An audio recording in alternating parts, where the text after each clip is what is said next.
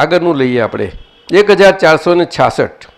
કુદરત એટલી બધી રૂપાળી ને લાવણ્યમય છે કે ના પૂછો વાત.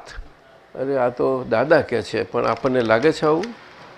હા, સાચું કે ને? હજુ હા, બોલ, મોટેથી બોલને. કુદરત દાદાજી બહુ રૂપાળી છે અને લાવણ્યમય. હા, બગીચામાં ગમે તો બહુ ગમતું હોય તો સારા બગીચા હોય કેટલા થઈ જાઓ છો તમે? તે ખરો જ આ બગીચો છે. એટલે કઈ કુદરત? કોને કસતું કુદરત? દાદાજી આ મન વચન કાયા રૂપી કુદરતની વાત કરીએ. બધું જાત જાતનું ભાત ભાતનું કેટલું લઈને આવી છે. તો દાદા ભગવાને એને પ્રકૃતિનું કેવું સુંદર વર્ણન આપ્યું કે આ તો અદ્ભુત બગીચો છે તમારો.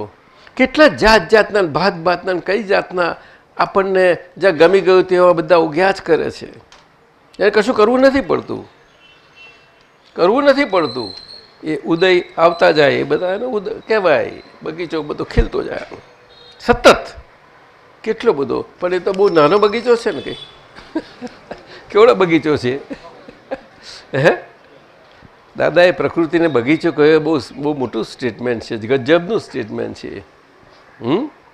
અને એ તો આમ ઘરમાં બધા છોકરાઓને હમણાં બધા અંદર આપણે ઘરના વ્યવહારમાં લાગે છે ને એના માટે ખાસ કહેલું કે ઘરમાં આપણે પાંસરા રહી શકીએ. શું ઘરમાં રહો એટલે પછી બહાર વ્યવહારમાં રહો કે ના રહો? ઘર એકલું થોડું છે. અને ઘરને કોઈ બહારથી બાંધતું નથી કંઈ, પણ વ્યવહાર તો રહે છે જ ને. તો ઘરમાં વ્યવહાર આપણને ફાવ્યો હોય તો પછી બહાર બધા વ્યવહારમાં આપણે એ રીતે ધીમે ધીમે આવે એકદમ.